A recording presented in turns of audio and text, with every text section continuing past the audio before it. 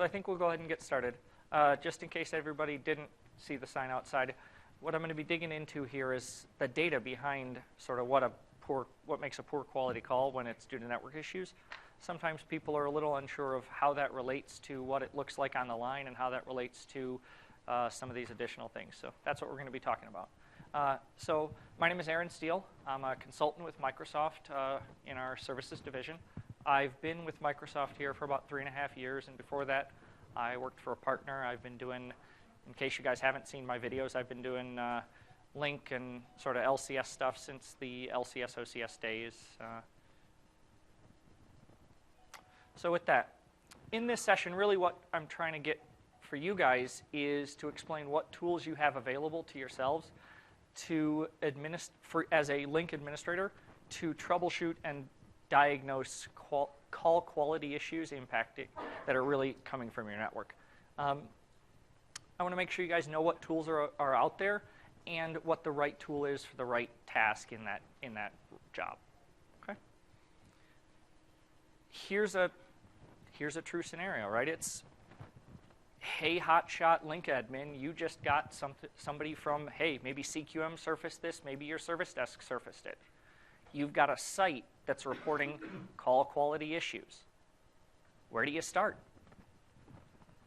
It's a big question. So where do you start? Start here. This is this little matrix that we've got about when you're looking at audio quality or audio reliability. It's a slide that I got from somebody else about what are the common things and what are the things that can sort of impact these things. So when you're talking about audio quality, first thing is you have to define what you mean by a poor quality call. All you got from your service desk was that the quality of the call was poor. Are they telling you it's noise? Is it echo? Is it one-way audio? What are they defining as poor? It's a thing you have to understand before you can figure out what you're going to then troubleshoot in your environment. From there, we've got a couple of these mappings that takes it to, if it's this, it's likely this as the root cause. So if it's echo, it can be caused by the network, it can be caused by your devices, it can be caused by the performance of your Lync servers. Okay? So this is just a nice little overview that we've got. Somebody else came up with, I just am using it here, about when you're troubleshooting voice and when it comes to that, some of the things that you want to think about. Okay? This is a little tool matrix that I came up with that sort of classifies the tools that we're going to be talking about across the top and classifies the different places that you're going to look for these problems across the left. And it tries to give you a little quick reference such that if you realize you need to do log parsing around an endpoint, or you end up getting to logs around an endpoint, that's the type of thing. If you end up getting to, hey, to troubleshoot server problems, I probably want to go for server logging and QoE reports and maybe a network capture and maybe log parsing. So it's this little thing as we're talking about the different classes of tools, where those tools fit and what they're useful for. First, though, we start with preemptive tools. Because your network admin or your service desk guy told you had a bunch of failed calls. Was there something you could have done to avoid that? The truth is, how is your service desk handling that? Is your service desk relying on user logs? Are they relying on the logs of the client to be able to troubleshoot and diagnose these failed calls? Or is your service desk telling your users to go use the pre-call diagnostics tools to test out the quality of their network and give you the feedback that you need? These logs that these things spit out, the logs that the client spit out, can be really helpful to diagnose some of these things that you may not be seeing on your network. The second piece of that, though, and there is a desktop app. I've got links to both of these tools in this slide deck when you go and download it. How could that report to your service desk have been prevented? Could you have done something to notice that those calls were going to start being poor before you got that rash of calls into your service desk? You can use CQM, and we'll talk about CQM in just a minute. to proactively monitor and your managed network and keep those things under, in check. The other piece of this is it's helpful to educate your users how these pre-call diagnostics tools can help them, such that they can understand when they're at a Starbucks and they want to make a call, is that network going to be the best place to make that call from? Make sense? So, the issue happened. Where do we see it? We see it either in the monitoring reports or we see it in the call quality methodology. One of those two is going to surface it. They tie together. One doesn't replace the other. But hopefully, you're also not just from your service desk, but you're going to be able to surface these things in those reports. How many are not familiar with this, of what a call data report shows from a sort of packet loss, jitter, problem perspective? How many? This is the first time you've seen this out of your monitoring server? Okay, good. It's a good thing to see. Note the amount of packet loss on the receiving side of that network. 51% of packets were being lost on the inbound stream for this user. Probably a poor quality call, huh? Yeah. So when a QoE report snapshot or sort of details poor quality calls, when it's trying to surface that for you, it's going to be doing this across 5 different metrics. Those metrics are really going to be packet loss greater than 10%, jitter greater than 30, round trip greater than 500 milliseconds, NMOS or network MOS degradation of greater than 1, and concealed samples averages greater than 7%. But for those of you who went to the CQM session, one of the things you noted was the only one they care about is packet loss, and they'll start alerting a call as poor quality when it has 1% packet loss, not 10%. That call quality, it's just experience that's told us network and packet loss impact your network, impact your call quality really heavily. So let's surface those things that impact the quality the most. Okay? Call quality methodology. This is a couple of slides I've got here just to orient people to what this is. Again, I don't do this justice compared to what Andrew and Jens did this morning. Call quality methodology, it looks at quality in 3 ways. It looks at this from a server's perspective. That is, utilizing the KHIs, the key health indicators. We try to filter out to a place where your servers are healthy and your servers aren't the cause of the problem. We then move into, is the network the cause of the problem? And we start looking at the different places that these streams exist on the network. Do these streams exist between the Lync client and the audio-video service, or the AVMCU? Are they call quality issues between there and the mediation? Are they there between there and the front end? Where on your network are these issues really occurring, or in what segment? Because if your front end and the mediation server are in the same rack, would you expect to have a packet loss between those two? No, that'd be a bad thing. So let's surface that for you to solve those easy, low-hanging, quick problem spots. And last, but certainly not least, endpoints. All those things that we talked about on that first page about echo, garbled noise, they can be your headset. They can be a PC that's got an oversubscribed CPU. They can be lots of things on that endpoint. You could have interpreted poor quality call because the person you were talking to was in a bad area for cell service and it had nothing to do with Lync. Right? So it's useful to understand your endpoints when you do talk about this.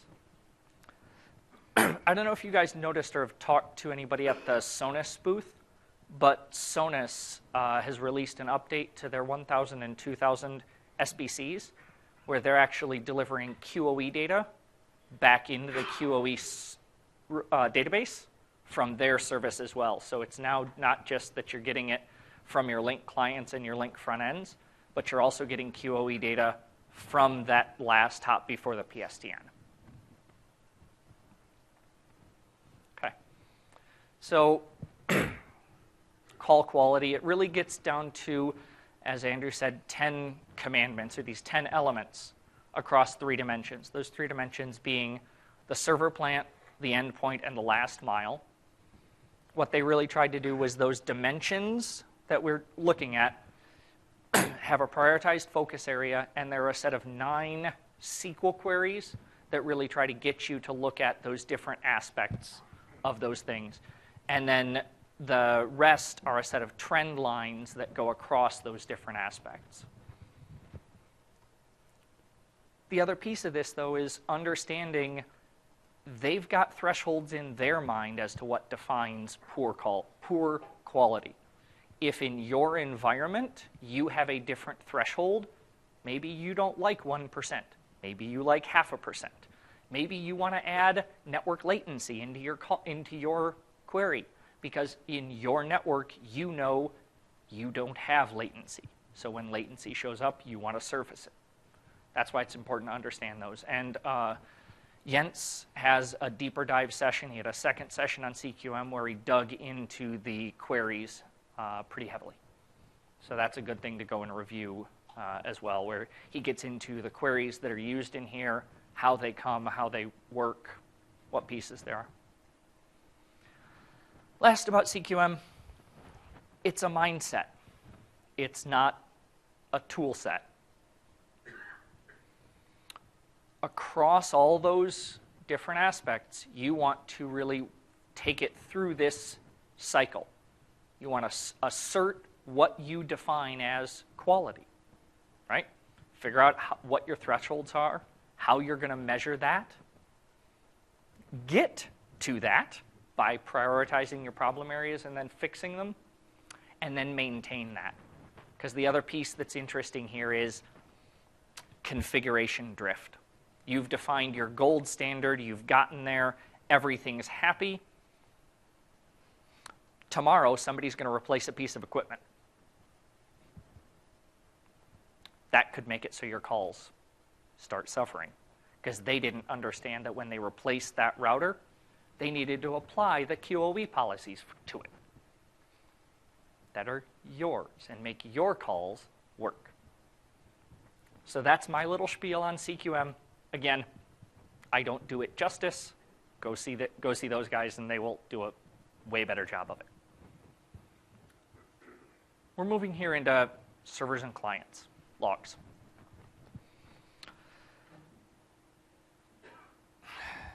There's a lot of tools to look at logs in Lync.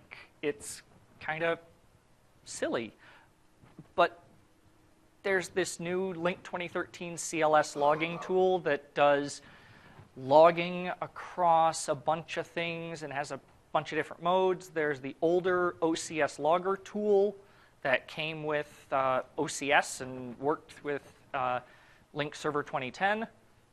There's the client logs, understanding what data is going to be in those client logs and how to look at those. There's Snooper, the tool that we have to parse, display, and interact with those logs that are generated by all those 3 above tools. And sorry, but last and way not least, what's the event viewer telling you?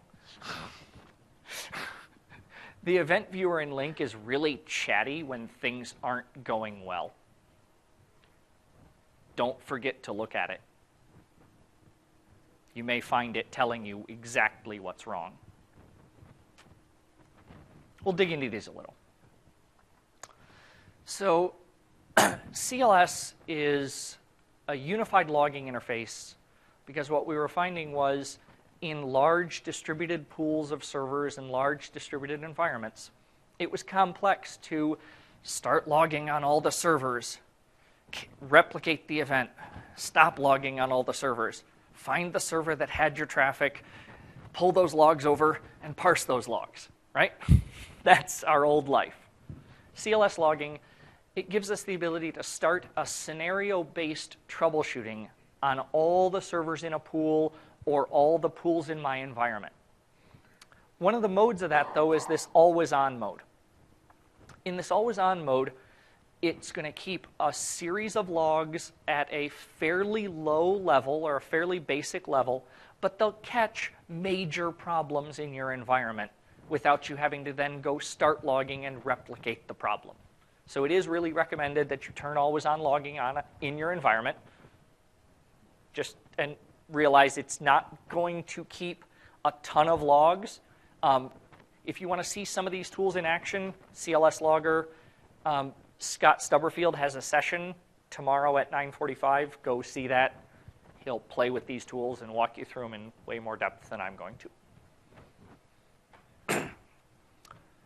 There's a set of common built-in scenarios there. Things like inbound and outbound routing, inbound and outbound calling. There's some different scenarios that are there. Those scenarios turn up the specific pieces of the environment's logging to show you those things in specific. It's important to remember that you can only have one scenario running at any one time, the exception to that being always on. You can have always on running and another scenario. Okay? And then there's a set of custom scenarios, that is, things like XDS replication and persistent chat aren't in any of the built-in scenarios. So if you have a need to log those on these large distributed environments, you're going to end up creating custom scenarios to do that for yourself in that environment. OCS Logger. This is that single server-based logging. Hasn't really been updated aside from to work since the OCS days, but it still does what it does, right? You fire that up on a server, you can tell it logs stuff to this folder, and it generates those logs. The problem is you have to know what components to log on and what level you want to log with. That's part of why CLS Logger is there. CLS logging is that more unified pool view of logging. If you know it's only happening on this one server and you can isolate the traffic to this one server and it's a point-in-time thing, maybe you're still better off firing up OCS Logger and getting the logs out of there. Do remember, though, OCS Logger will not run and start generating logs if always on is running. It'll start complaining at you that I can't run and do anything because the other logging tool is running. Only one thing can bind to that logging interface.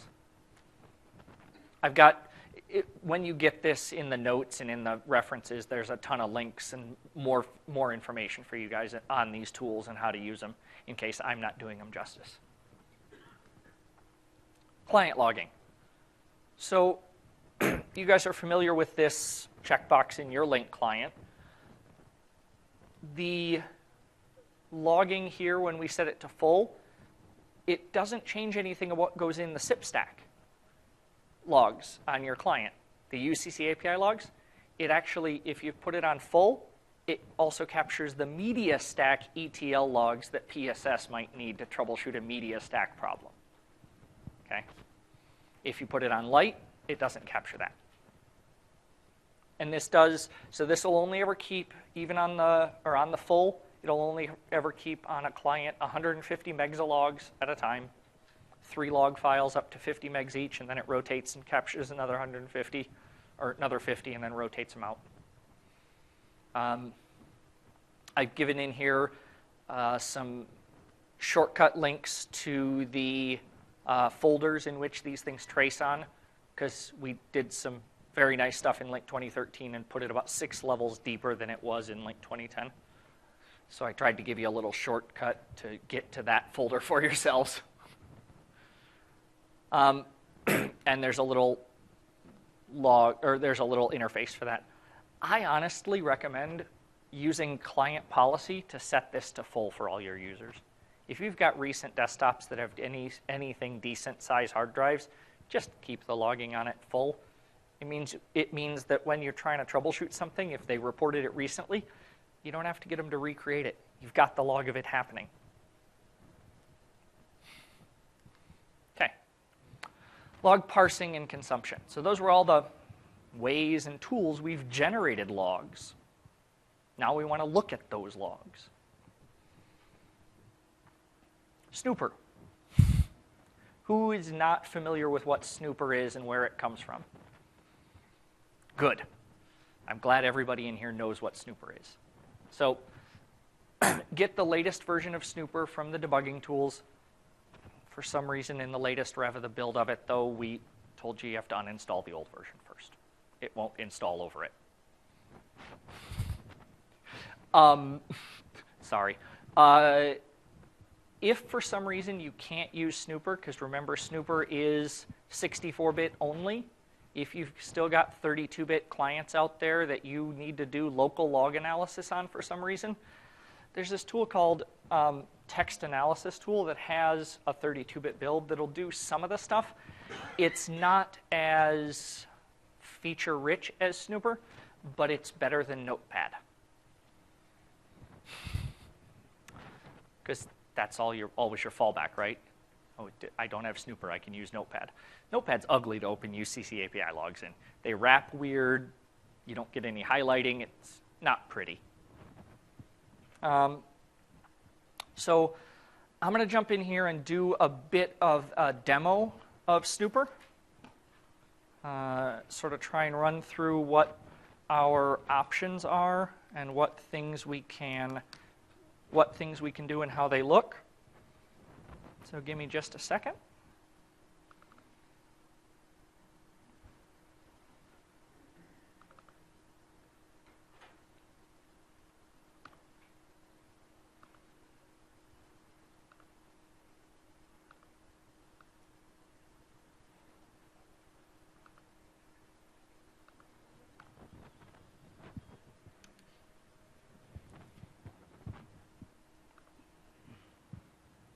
Is that readable to everybody? Okay. So this is Snooper 2013. This is a little log that I captured of a conversation I was having with somebody. We can jump over here to the Messages tab. And we've got a message here, 142139.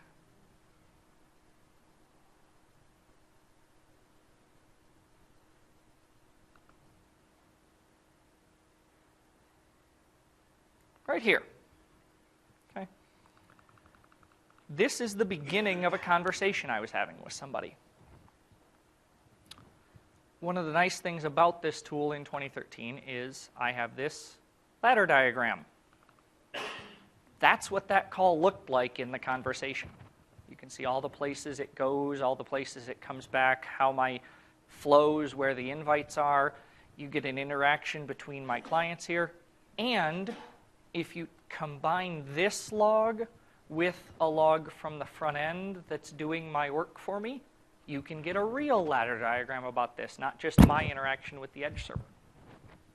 Okay? But this is one of the nice things we added to 2013 to give you this view of what that is. So you walk through this call, and this isn't really so much about network quality, but if you walk through this and you start seeing a more complex diagram, it helps you to understand the flow of that communication. It helps you understand where are the places I need to troubleshoot these possible network issues, these possible places.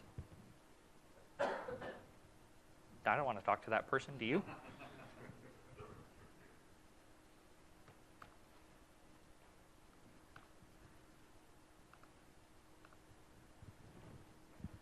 Yeah, sorry, it's my Microsoft corporate laptop, so I was signed into Lync. Okay, so as you look through it and sort of look through here, you can mouse over one of these progress reports and see what it looked like, see how it happened, see what the protocols in use were. And I can look through here, and in my session progress, I can start digging into these things. So that's that ladder diagram. In here, one of the things I can search for is MS diagnostics. It's pretty common that people sort of think, hey, I got an MS diagnostic out of a call log. It must be something bad. No. We do MS diagnostics for things like I was attempting to route somewhere for you. We spit out these diagnostic codes all the time. When you're looking at, is a diagnostic code bad or good? It's really about, is that diagnostic code showing up in your top failures report in your monitoring server? That's where we surface those really bad diagnostic codes that you want to concentrate on. But diagnostic codes and bad ones in top failures reports are calls that didn't work, not calls that worked and sounded bad. Okay? One of the things, though, is before you start looking at are the calls sounding good or sounding bad, they should all work.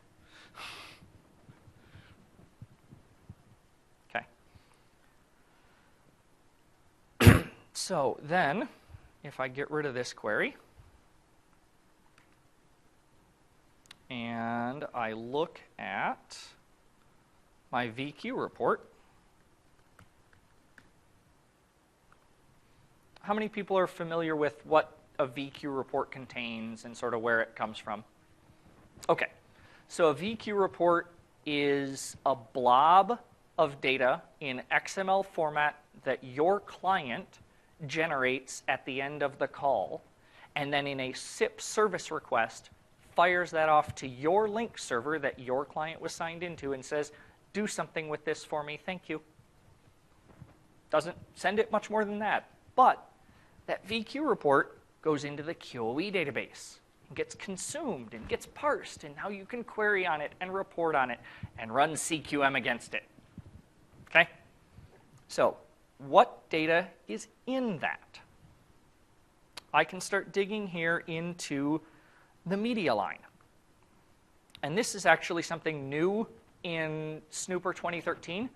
In Snooper 2010, this same data is there, right? Because it's in the UCC API logs. But it's there as an XML tag. I had to copy it all out, put it into some other tool to parse and interact with. Snooper 2013, I just bind that message with the service request. VQR report is expandable. I can start digging into it. I can start looking at my inbound streams and my outbound streams and looking at my network. Hey, look, I had jitter. I had packet loss. The interesting thing to report here about that packet loss, that's if you hit 1 on here, that's 100% packet loss. Okay, so this was 0.14% packet loss or 1.4% packet loss. But still, CQM would have said this was a bad quality call. But again, all those things that we look at, delay, jitter, packet loss, we can look at concealed samples. We can see all those right in this report that we've pulled right from a client that was generating this traffic. So it's a case where if you're dealing with Lync Online, there are cases where you can't get this data out of the monitoring server. You can't do as much to query quality out of the monitoring reports in Lync Online, multi-tenant at least. You can get it right from here. You can pull that stuff right from the client. Sorry, just seeing how we're doing on time. So when you guys looked at the slide before, would this call have been called poor in the monitoring server? Anybody?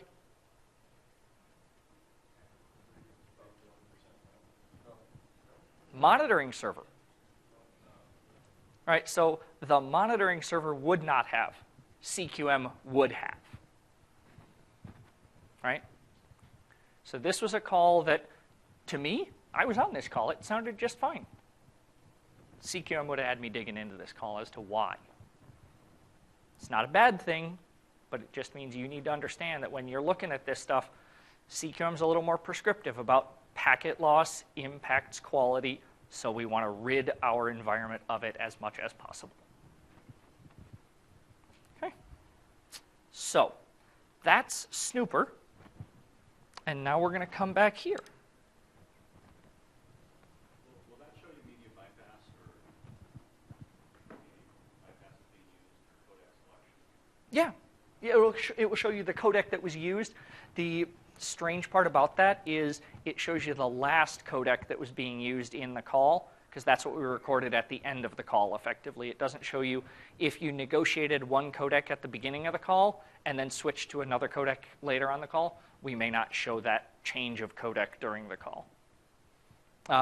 In terms of whether you're doing media bypass or not, that's more going to be about what you negotiated your traffic with, who you were talking to is a better place to understand that than this VQ report.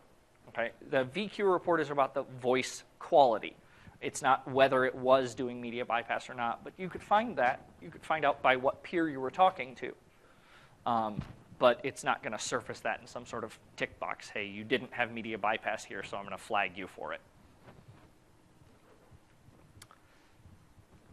Little note here about XML Notepad.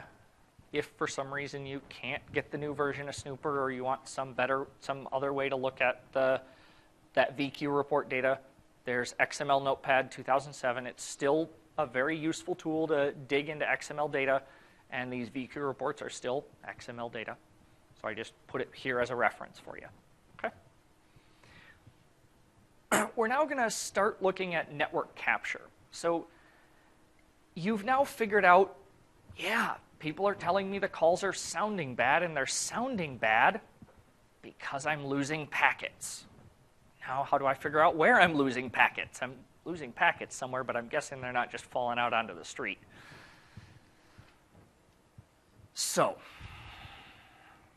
what tools do we have available?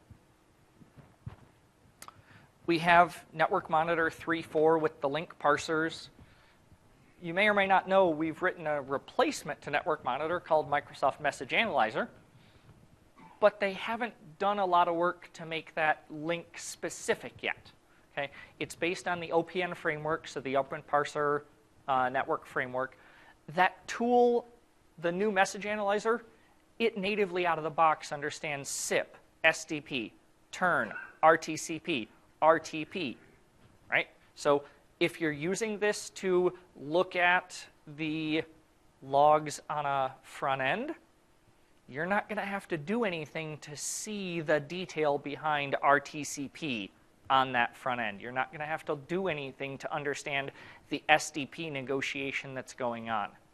With that said, most people are still using Network Monitor 3.4 and the Lync parsers or Wireshark.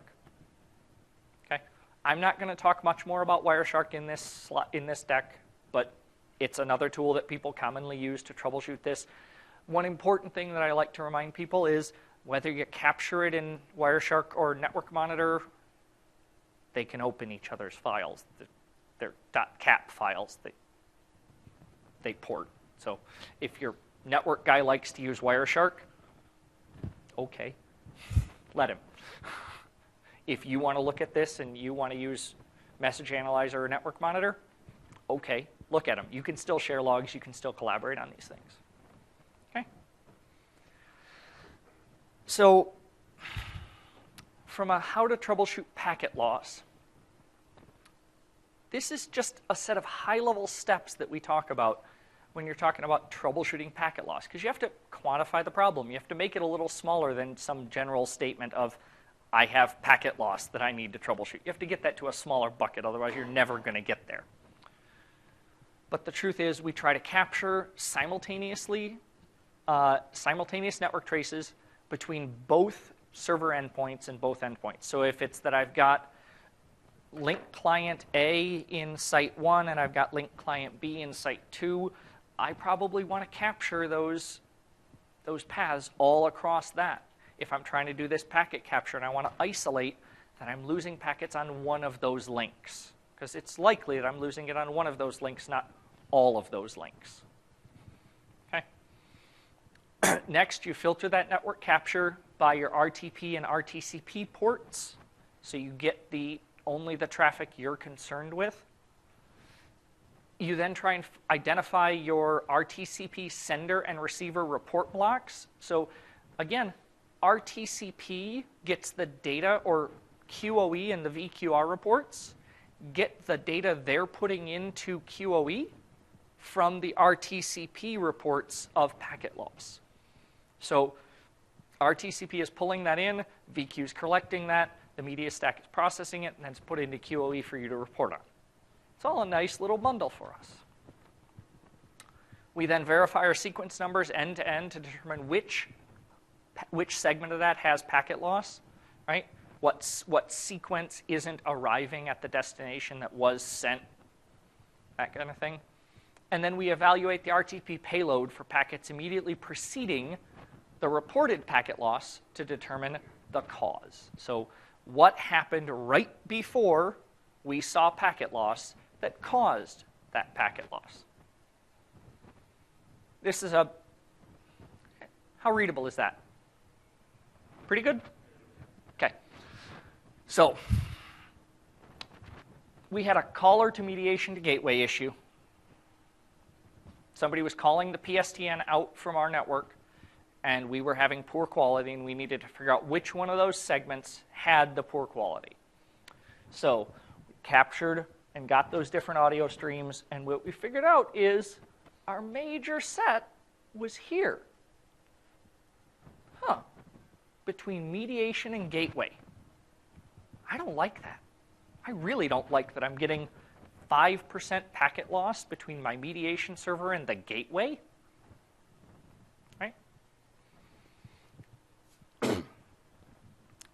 But doing these ladder diagrams and flowing out the traffic like this helps you to isolate those things. So if you look at your QoE reports for the caller to mediation, there will be one set of streams there. You can look at those and see, oh, that one didn't have any. Look at the other ones. Hey, that one had some, or look at the packet loss. So this is just that little flow to show you, even though we're reporting at the call, at the whole up, we're reporting the packet loss down here, because all he's seeing is this little bit of packet loss. Some of it's getting concealed to him. Through looking at it in this flow, you can try to get yourself to understand where the packet loss is really occurring and where it's not. Okay? So, network monitor. I'm not going to demo message analyzer. I'm going to look at network monitor because it's got the link parsers, and what I'm going to be looking at is a client capture. I'm not looking at a server capture. Okay?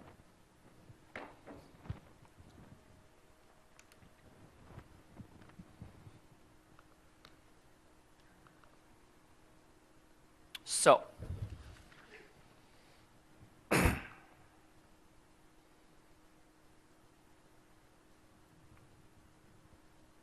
sorry, I had to wait. Okay, that's not too bad.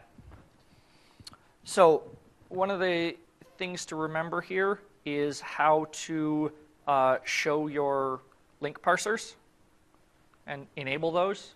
So, that's how you turn on those link parsers, is you actually go into your tools, options, you go over to the parser profiles, and you turn on your link parsers. That's a step you don't really have to do in Message Analyzer because it understands all those protocols and communications natively. But the use case right now for Network Monitor to troubleshoot some of this stuff, or Message Analyzer, isn't there nearly as much. It doesn't understand some of the stuff that this still does. Okay? So, we're going to search IPv4.addresses, or .address, equal to 131.107.255.91. Okay.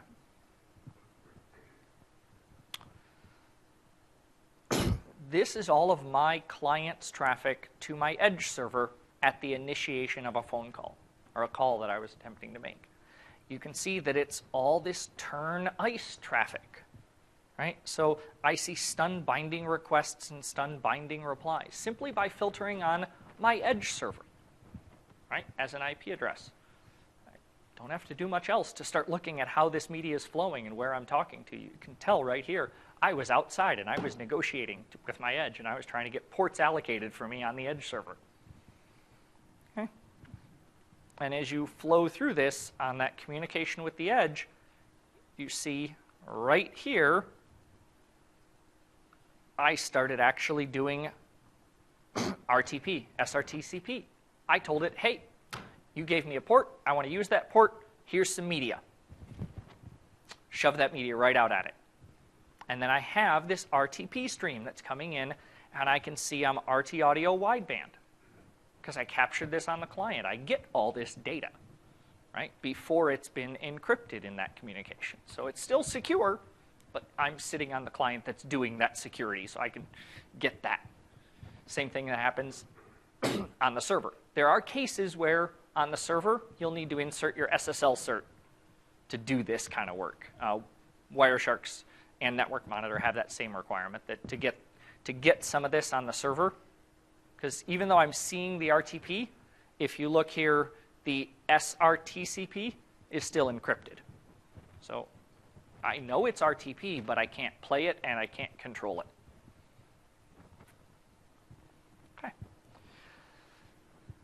Okay.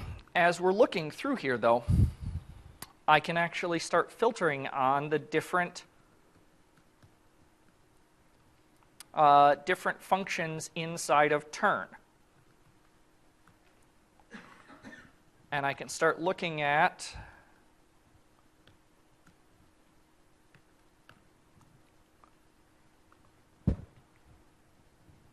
these. So these are turn allocation errors. This is where I asked the edge server, hey, could you open up some ports for me? And it said, no, I can't do that. Not the ports you want. I'm not doing that. Sorry. So you start digging into the protocols of that media negotiation here on the wire. I changed this a little.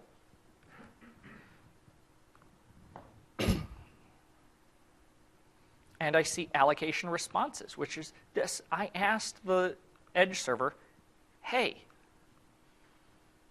could you do some work for me? And it said, yep, I can do that. I'm going to map you here, and I've got a port, and I've got an IP and a port here you can talk to. You want to try and talk to it now? Okay. And anybody who hasn't seen Thomas Binder's session on ICE and media negotiation that happened yesterday, go review it. It's way more detail than I have about how Edge and how the candidates do media negotiation. I'm breezing through it compared to what he does, but this is just a little short of what's going on here. Okay? No. Too many things running. Sorry about that.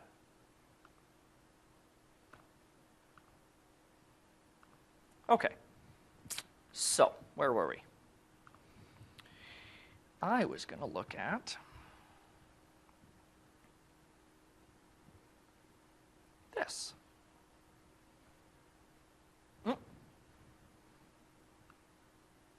Oh. Sorry, went too fast.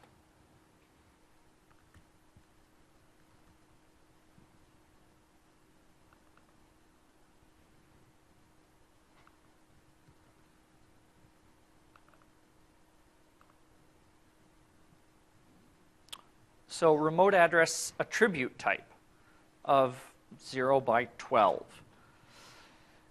This is turn telling me that I've got a remote address here, and these are the ports that it's trying to tell me to, hey, try and use in those communications you're now going to give me. And these are going to be the reflexive ports, the ports that it's going to host for me in that communication. Okay?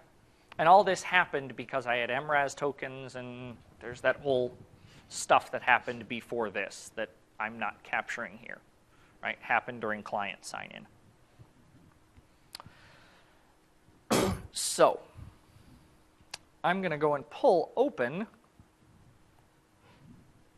a snooper log that was happening at the same time here.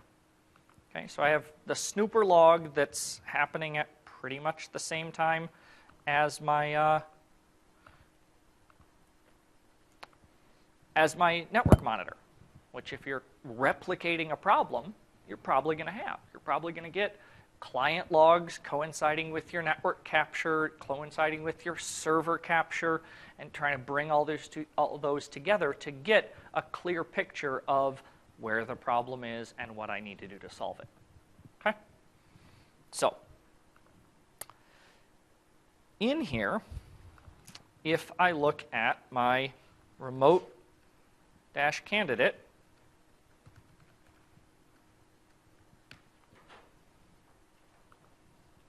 I can see right here, there's a candidate. There's the candidate that I'm going to talk to, that I'm going to try and negotiate media with. Right?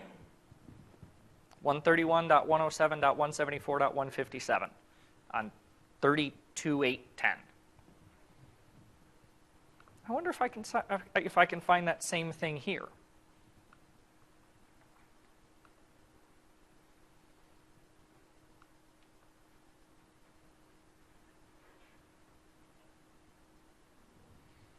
I'm sure I can. So we're going to go over here. We're going to look at this.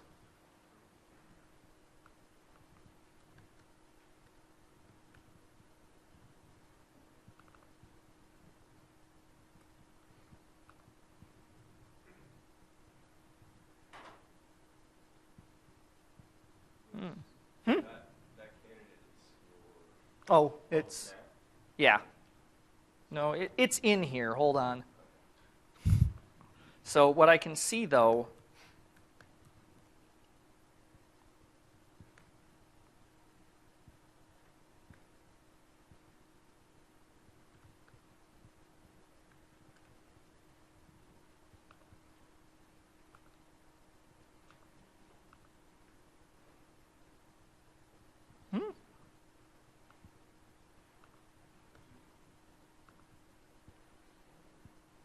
so what I see here is I see conversations in here.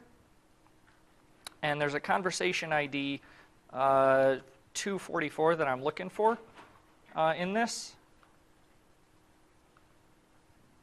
Sorry.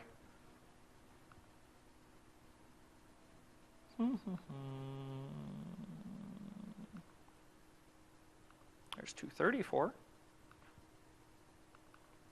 Sorry, 1 second.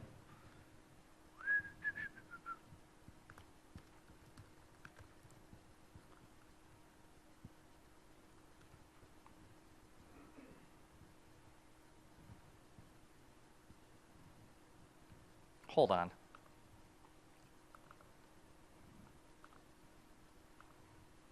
Wrong file. That's better.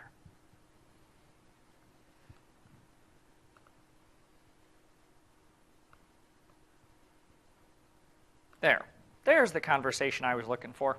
And there is that IP address communication I was looking at. And when I look at it, there's my 32.8.10 negotiated. So I have traffic between my client and that negotiated remote person I was talking to. Right? So I've tied these two things together. So what my client log told me is what I see in the network capture logs, is what I see if I filter on these things. Okay? But back to what we were saying is filtering, bringing these things together. So that's about this of bringing your... So one of the ways we've done this is by bringing together the IP conversations with the UDP conversations that are a part of it, right? To filter out and see all those things in one unified view in the interface, because it gives you can then start looking at frames and sequences in your network capture to see where you're missing packets and where you're dropping packets. Okay?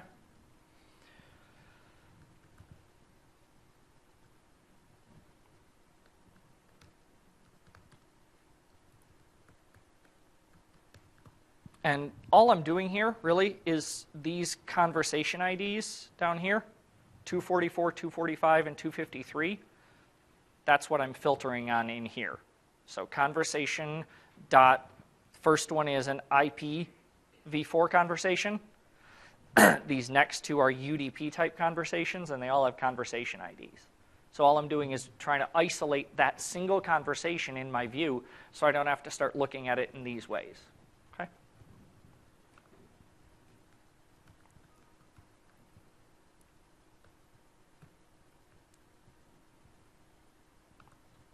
Okay.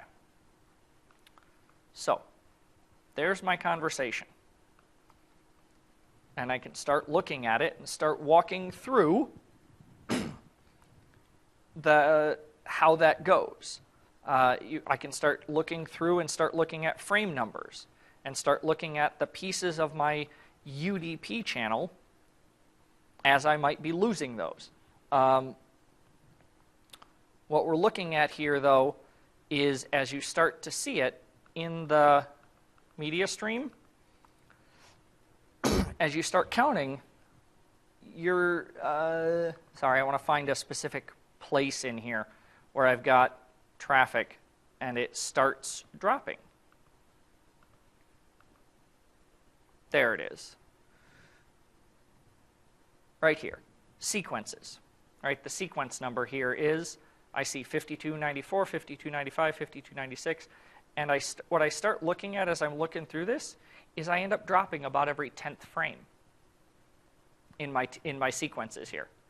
I'm actually losing 10% of my packets in the RTP right there in the line. I'm just dropping those packets. Truth is, I generated this problem.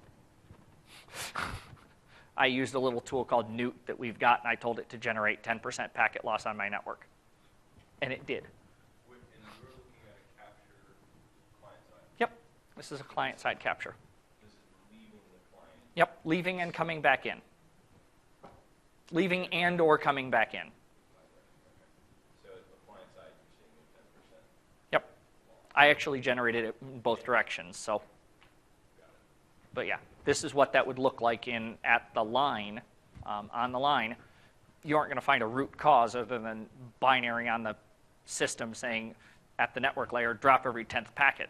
Or you'd have to go back to the port or wireless or AP or whatever you use that and see if you saw this loss. That's exactly it, right. Now I know that my monitoring server has its data that matches my QoE, that matches my log on the client that I'm getting out of my client, so I know I can trust all those things, and I know I can then go back to my network admin and say, look, I'm actually seeing packet loss on the line in this network segment. Can you and I work together to figure out what the root cause of that is? Because right now, I need you to look at it at places I can't. A lot of this is, as you're working with your network admins and working through CQM and working through these methodologies to get to quality calls, it's trying to get away from the finger pointing of your app sucks and your network sucks, and getting to no, the quality for our users sucks, and let's both of us figure out how we can make it better. Right? So, I'm nearly done. Just a little summary here for you, and I'll run through a few of their pieces here. I do hope I was able to show you what tools you have out there and what is available to you to look at these things, a little bit about how to use them and where you might use them. I hope I was able to demonstrate how to use some of these things and what they look like. I do have some screenshots in hidden slides in some of these here so that you can see these things as I was looking at them rather than having to go look at a recording of me doing this. Okay? Then I've got a bunch of references in here for you. So I've got blogs on monitoring server report on Lync audio quality metrics. I've got a piece on here on decrypting SSL with Wireshark. I've got stuff in here on how to use Network Monitor to do the same thing, right? I've got a couple of TechNet documents. Again, they're in the notes on the deck. There are links littered throughout it that'll give you more pieces of information about most of these things. And just let you dig into these things a little deeper. The network guide. So if you haven't seen the network guide, go look at it. It has a wealth of information. Some of the information I've got in here about how to troubleshoot packet loss is from Appendix D in that network guide. Very, very useful document. It walks through the CQM. It walks through packet loss. It was really a document that was written and targeted at CCIEs who are now running Lync. Okay. Helpful links. That top one there is really cool. It's a test of SIP. It's a set of phone numbers that answer calls that you can then negotiate media with. ULaw hosts a phone number that you can call. The people who invented the ULaw protocol, right, hosts a phone number that you can call. You can SIP to SIP call it, or you can dial a phone number and it'll answer, and you can place these test calls. Okay. Then there's a link here to Sonus, the Sonus announcement, where they've announced that they're releasing to insert QoE records into the CDR, or insert their QoE data into the QoE reports. Okay, I've got a little reference in here for Wireshark, how to do some of these things in Wireshark, how to change your UDP data that Wireshark captured into RTP, because Wireshark doesn't natively do that. What you can do with Wiresharks from a telephony analysis point of view, how you can play that media. Fun thing to remember, though, media is encrypted. This plays garble. This plays static. Okay, so it's fun, it's interesting, but this is a good thing if you want to show your network admin that our media is secure. Pull this up, show him. No, I don't actually have your call. Okay, thank you. That's my presentation. The Microsoft Pavilion has demos, speaker bars, speakers, demos. It's after 3 o'clock, so they've opened the bar. Go see more demos. The attendee party is tonight. Hands-on labs. There's an LRS lab. You can access those labs. There's the MyLink app, and please submit your feedback. Thank you so much.